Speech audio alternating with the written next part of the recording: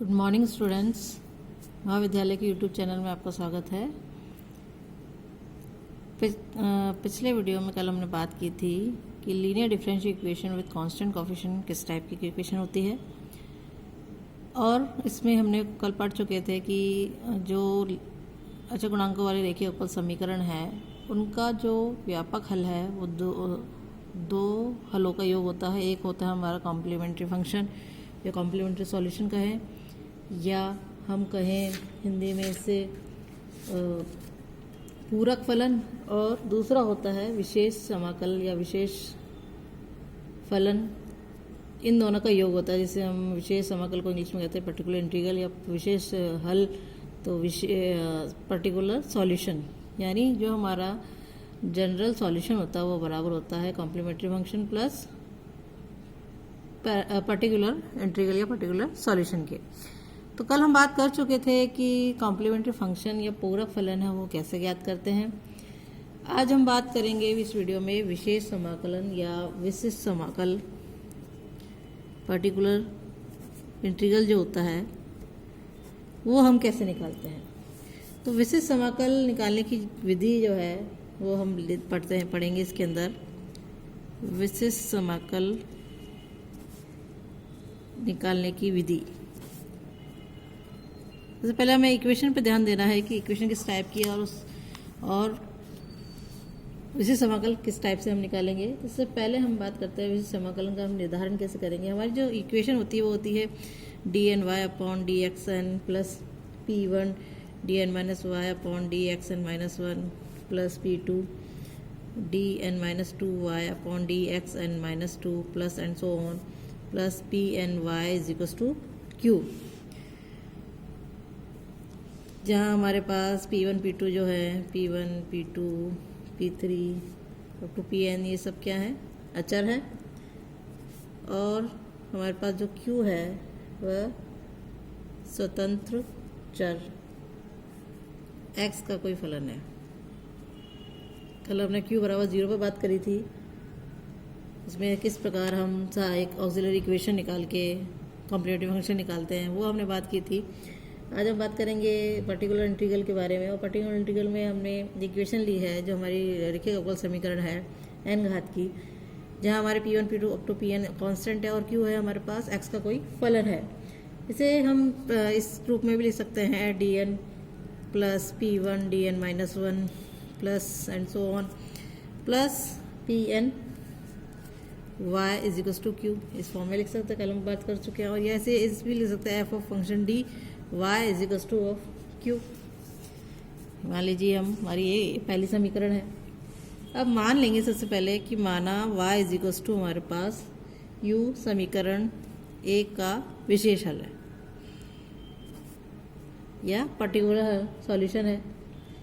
तो f d of यहाँ u is equals to q हो जाएगा।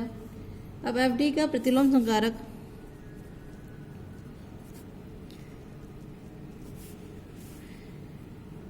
जो है इसको 1 upon F of D, F D का प्रतिलोम संकारक एफ ऑफ डी जो है से व्यक्त करें हम, तो ये हो जाएगा 1 upon F of D F D U is equals to 1 upon F D Q. समीकरण को लिख सकते हैं हम। और u हम निकालना चाहे तो हो जाएगा 1 upon F of D into Q, यही होगा। तो यहाँ जो पर्टिकुलर इंटीग्रल है यह हम बोले हैं विशिष्ट समाकल जो है, इसकी जो वैल्यू निकालेंगे वो इस तरीके से निकालेंगे 1 अपॉन एफ ऑफ डी का जो फंक्शन है और इंटू क्यू। इस टाइप से हम इसको निकालेंगे। अब इसके निकालने की जो विधियां हैं, विशिष्ट समाकल ज्ञात करने की व्यापक विधि जो है इस पर हम चर्चा कर लेते हैं। विशिष्ट समाकल निकालने या ज्ञात करने की व्यापक विधि कहती है कि सबसे पहले हम यदि इसको ले लें 1 upon D minus alpha into Q. F of D को हमने क्या ले लिया, डी माइनस अल्फा ले लिए। इसका मान ज्ञात करेंगे जहाँ अल्फ़ा कोई अचर है, मतलब फंक्शन हमारा इस टाइप से है, तो हम कैसे निकालेंगे? तो y इज इक्वल टू हो जाएगा 1/d minus alpha into Q, इस तरह से निकालेंगे। और ये हो जाएगा d minus alpha into Y is equal to Q. इसे हम लिख सकते हैं dy minus alpha Y is equal to Q, या हम इसे लिखें dy by dx minus alpha Y is equal to Q. अब ये y में एक लीनियर इक्वेशन हो गई। अब लीनियर इक्वेशन को हम लीनियर इक्वेशन है, लीनियर इक्वेशन का हम इंटीग्रेटिंग फैक्टर जो है वो हमारे पास इक्वेशन हो गई dy upon dx minus alpha Y is equal to Q. Y में एक लीनियर इक्वेशन है। अब इसका जो इंटीग्रेटिंग फैक्टर है हम जानते हैं e to the power minus alpha x, यही होगा। तो हम इसका सॉल्यूशन निकालते हैं y into E to the power minus alpha x is equal to integration of q into E to the power minus alpha x D x plus C, या इसे लिखें y is equal to E to the power alpha x integration of q into E to the power minus alpha x D x plus C into E to the power alpha X, इस type से लिखें। और इसका एक विशेष हल चाहते हैं तो हम c बराबर 0 ले लें। यदि हमने c बराबर 0 ले लिया तो हमारी इक्वेशन हो जाएगी y is equal to E to the power alpha x integration q into E to the power minus alpha x D x, यही होगा। और इसे लिखें हम 1 upon D minus D minus alpha into Q is equal to हो जाएगा E to the power alpha x integration of Q E to the power minus alpha x D x, इस type से लिख सकते हैं हम। इसी का सॉल्यूशन है। तो इट में इसका जो सॉल्यूशन है वो हम इस रूप में लिखेंगे जब हमारे पास एफ ऑफ डी है, डी माइनस अल्फ़ा है, तब एफ ऑफ डी को हम एक आती है खंडों में विभाजित कर F of one upon F D के आंशिक, अब इसके जो है हम आंशिक भिन्न बनाकर समाकल का मान ज्ञात कर सकते हैं। यदि हमारे पास और आ जाएगा तो पर्टिकुलर इंटीग्रल जो है वो हमारे पास हो जाएगा 1 upon F of D into Q बराबर हम लिख सकते हैं 1 अपॉन हमारे पास आंशिक हो गए 1 upon D minus alpha 1 D minus और भी हो गए D minus alpha N into Q. इस टाइप से यदि आए तो हम क्या करेंगे, इनका पार्शियल फ्रैक्शन करेंगे a1 upon D minus alpha 1 into Q plus a2 upon D minus alpha 2 into Q plus and so on plus an D minus alpha N into Q, इस टाइप से निकालेंगे। इस टाइप से partial fraction निकालेंगे और फिर इसका a1 into 1 upon D minus alpha 1 into Q की वैल्यू यहाँ रख देंगे हम, तो ये हो जाएगा integration of Q into E to the power minus alpha 1 X हो जाएगा यहाँ पर डी एक्स प्लस यहाँ ई अल्फ़ा एक्स भी होगा अल्फ़ा 1 एक्स प्लस यहाँ आ जाएगा a2 E to the power alpha 2 X integration of q into E to the power minus alpha 2 X D x plus and so on. इस type से last term हमारी निकल जाएगी plus an E to the power alpha N X integration of q into E to the power minus alpha N X D X. तो इस type से हम जो पर्टिकुलर इंटीग्रल है यानी विशेष समाकल है इसका हल हम ज्ञात कर सकते हैं। कब? जब हमारे पास ये फैक्टर फॉर्म में हो, डी माइनस अल्फ़ा की फैक्टर फॉर्म में हो। इससे रिलेटेड क्वेश्चन ले लेते हैं। क्वेश्चन है हमारे पास, हल कीजिए d2 plus 3d plus 2 into Y equal to E to the power X. अब यहाँ हमें जब ये विधि काम में लेनी है तो इस विधि को पहचानने का तरीका यही है कि जो हमारी इक्वेशन है ये इस फॉर्म में होगी d2 plus 3d plus 2 into Y इजिकल्स to जो फंक्शन है हमारा x का फंक्शन होगा, इजिकल्स टू जो q फंक्शन है वो स्वतंत्र चर x का कोई फलन होगा। अब सॉल्व करने के लिए सबसे पहले हम इसकी ऑक्सिलरी इक्वेशन लिखेंगे d2 plus 3d plus 2 into Y इजिकल्स to E की पावर x की जो ऑक्सिलरी इक्वेशन है वो हो जाएगी d की जगह हमें m पुट करना है m square plus 3m plus 2 बराबर 0 और यहाँ से हमने m प्लस 2 और m प्लस 1 इसके फैक्टर हो जाएंगे बराबर 0। तो यहाँ m की वैल्यू हमारे पास आ गई -2 और -1। इसका जो कॉम्प्लीमेंट्री फंक्शन है वो हमारे पास हो जाएगा, क्योंकि एम की जो हमने कल पढ़ चुके हैं कि हमारे पास जो कॉम्प्लीमेंट्री फंक्शन निकालने के लिए ऑक्सिलरी इक्वेशन में एम की जो वैल्यूज़ आएंगी वो 4 टाइप से आ सकती है। एक तो है कि वास्तविक और भिन्न भिन्न हो, हमारी ये वास्तविक और भिन्न भिन्न ही है। दूसरा है पुनरावृत्ति हो। तीसरा है सम्मिश्र मूल हो। चौथा है सम्मिश्र भी हो और पुनरावृत्ति भी हो। तो 4 टाइप से हम पढ़ चुके हैं कि सॉल्यूशन किस तरीके से निकालने हैं, वो भी हम पढ़ चुके हैं। तो यहाँ हमारे वास्तविक और भिन्न फलन है, तो इसके लिए हम ज्ञात करेंगे। इसके लिए हमारे पास जो CF हो जाएगा वो C1 e⁻, इसकी value -2 x plus C2 e⁻⁻x। ये हमारा कॉम्प्लीमेंट्री फंक्शन होगा। इसको हमने 1 नंबर समीकरण नाम दे दिया। अब हमें PI निकालना है। PI हो जाएगा 1/f of d into Q। Q है हमारे पास 1/f d e⁻x, और 1/f d भी है हमारे पास। क्या है? d + 2 और d + 1 इंटू e⁻x। हमने अभी भी पढ़ा है कि जो हमारे पास इस फॉर्म में होते हैं d - α1 d - α2, तो हमें पार्शियल फ्रैक्शन करना है। तो पार्शियल फ्रैक्शन करके इसकी जो वैल्यू निकालेंगे हम, वो हमारे पास आ जाएगी = 1/d + 1 और -1/d + 2 इंटू e⁻x। इसको हमने अलग अलग लिख लिया, e⁻x/d + 1 माइनस e⁻x/d + 2। इसको हमने सॉल्व किया, 1/d + 1 है,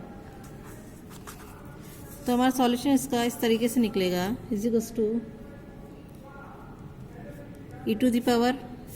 e⁻−x इंटीग्रेशन ऑफ q यानी हमारे पास e⁻x है, यहाँ q की वैल्यू e⁻x है, इंटू e⁻−, तो ये प्लस हो जाएगा +x इंटू dx। इस तरीके से ये हो जाएगा इसका इंटीग्रेटिंग फैक्टर ये हो जाएगा e⁻−2x इंटीग्रेशन ऑफ q हमारे पास क्या है e⁻x है, और ये हो जाएगा e⁻2x dx। इसको हमने सॉल्व किया तो हमारे पास आ जाएगा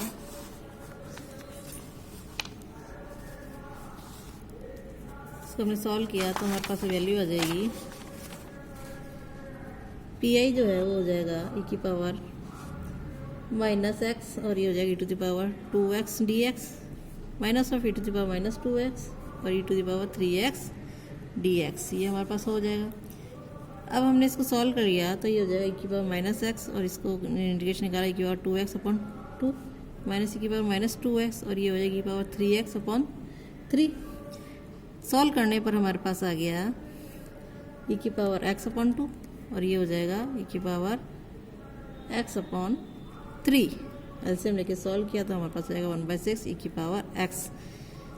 इसको हम समीकरण 2 नाम दे दे तो y जो हमारे पास आ जाएगा CF + PI, वो हो जाएगा समीकरण 1 और समीकरण 2 को जोड़ दिया तो ये हो जाएगा हमारे पास C1 e⁻−2x plus C2 e⁻−x plus समीकरण 2 कहती है 1/6 इंटू e⁻x। इसका सॉल्यूशन हो जाएगा। ये हमारा आंसर होगा। अब नेक्स्ट हम बात करेंगे, एक क्वेश्चन और ले लेते हैं हम। हल कीजिए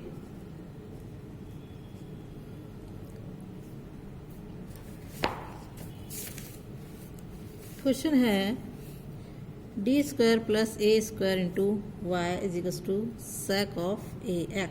इस टाइप से क्वेश्चन है। अब इसको e की पावर में ही लेके हम कैसे सॉल्व करेंगे यहाँ देखते हैं हम।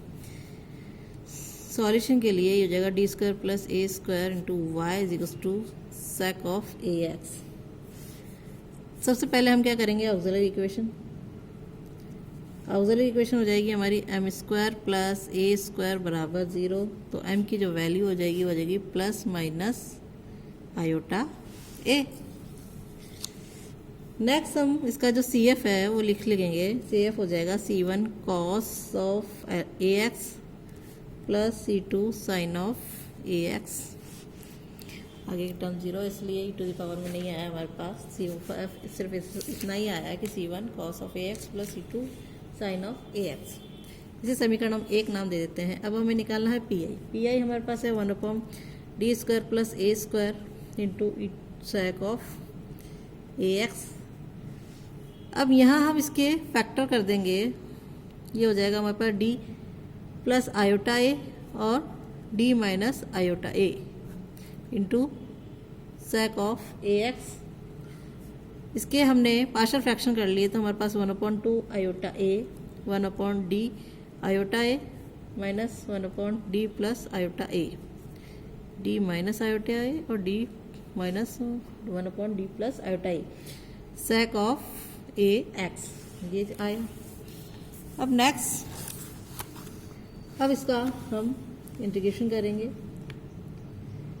इंटीग्रेशन करने के लिए हम सबसे पहले इसको अंदर ले लेते हैं 1/2 iota A 1/d minus iota A into sec of A x minus 1/d plus iota A into sec of A x. अब इसको हमने सॉल्व कर लिया उसी फॉर्मूले से, तो हमारे पास इसको लिख सकते हैं हम e⁻ iota A x bracket में इंटीग्रेशन ऑफ आ जाएगा हमारे पास q यानी सेक of A X into e⁻ minus iota A X into D x, और ये हो जाएगा e⁻ minus iota A X integration of sec of A X into e⁻ iota A X into D x. अब इसका हमने integration निकाल लिया, तब हमारे पास आ जाएगा 1/2 iota A as it is चलेगा, ये हो जाएगा e⁻ आयोटा ए एक्स। इसको हम लिख सकते हैं सेक ऑफ ए एक्स, लिखा हमने cos of A x minus sine iota sine of A x D x, ये टर्म हो जाएगी minus of e⁻ minus iota A x, और इसको भी हम लिख लेंगे sec of A x bracket में cos of A x minus iota minus यहाँ है यहाँ plus iota sine of A x D x, ये हो जाएगा। अब इसको हमने सॉल्व किया 1/2 आयोटा ए, ये हो जाएगा e⁻ iota A X integration of D x minus iota, हमने कॉस सेक को 1/cos लिख के दोनों तरफ डिवाइड कर दिया, तो ये आ जाएगा दिस, और आगे आ जाएगा e⁻ iota A X integration of D x plus iota tan of A x D x. ये इसलिए करा हमने क्योंकि हमको सॉल्व करना इजी हो जाएगा। अब इसको आगे हमने सॉल्व कर लिया, ये हम PI निकाल रहे हैं। नेक्स्ट हमारा हो जाएगा PI is equals to 1/2 iota A e⁻ iota A X as it is था, इंटीग्रेशन ऑफ डी एक्स था उसे हम लिख सकते हैं x, फिर था minus iota integration of tan A X, integration tan A X को हम लिख सकते हैं 1/a log cos ए एक्स। नेक्स्ट हम निकालेंगे minus e⁻ minus iota A X, same वही प्रोसेस, बस यहाँ पर हमारे पास माइनस माइनस यहाँ प्लस हो जाएगा, यहाँ माइनस आ जाएगा x minus iota 1/a log of cos ए एक्स, log ऑफ cos ए एक्स हो जाएगा, log ऑफ cos ए एक्स लिखेंगे हम इसे, ये हो जाएगा 1/2 आयोटा ए। इसको हमने सॉल्व कर लिया तो ये x ब्रैकेट में बाहर ले लिया तो e⁻ iota A x minus e⁻ minus iota A x हो जाएगा, और इसी प्रकार यहाँ पर आया प्लस आयोटा हुआ एक बाहर कॉमन निकाल लिया और log cos ए एक्स निकाल लिया, तो हमारे पास आ जाएगा e⁻ iota A x plus e⁻ minus iota A x. हम जानते हैं कि जो हमारे पास e⁻ iota A x minus e⁻ minus iota A x है वो होता है 2 iota sine of A x, और ये होता है log cos ए एक्स है, ये 2 cos ए एक्स होता है तो ये into cos of A x हमने लिख लिया। इसको सिंप्लीफाई किया 1/2 आयोटा ए, ये हमारे पास हो जाएगा 2 से 2 कैंसिल हो जाएगा। इसको हम लिख सकते हैं x बाय ए, आइटा से आइटा कैंसिल, 2 से 2 cancel, sine of A x plus 1 upon A square cos A X into log of cos A X P I is equal, इसे हम समीकरण 2 नाम दे देते हैं। तो y is equal to C F plus P I, या हम लिखे समीकरण 1 प्लस समीकरण 2, तो y बराबर हमारे पास आ जाएगा c1 cos of A x plus c2 sine of A x plus x by a sine a x plus 1 upon A square cos A x log cos A x. ये इसका हमारे पास solution हो जाएगा। इस तरीके से हम इसको सॉल्व कर सकते हैं जब हमें x का फंक्शन q जो है x का फंक्शन दिया होगा, तो इस प्रकार हम हल कर सकते हैं। आगे की जो विधियां हैं वो भी हम नेक्स्ट वीडियो में चर्चा करेंगे। Thank you.